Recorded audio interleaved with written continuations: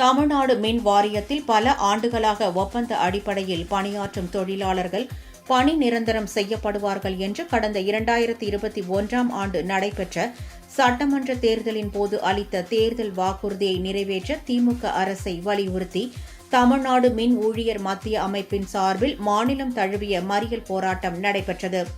இதன் ஒரு பகுதியாக விழுப்புரம் மேற்கு பிரிவு மின்வாரிய அலுவலகம் அருகே மாநில பொதுச் செயலாளர் ஜெய்சங்கர் தலைமையில் நடைபெற்ற மறியல் போராட்டத்தில் கலந்து கொண்ட 100க்கும் மேற்பட்டோரை போலீசார் கைது செய்தனர். இதனால் அங்கு பரபரப்பு நிலவியது.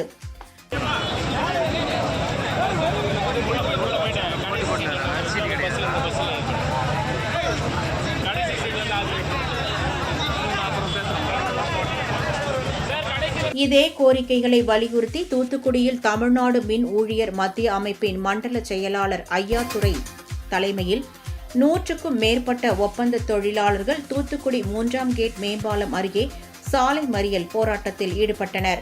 அவர்களை காவல்துறையினர் கைது செய்து அப்புறப்படுத்தினர்.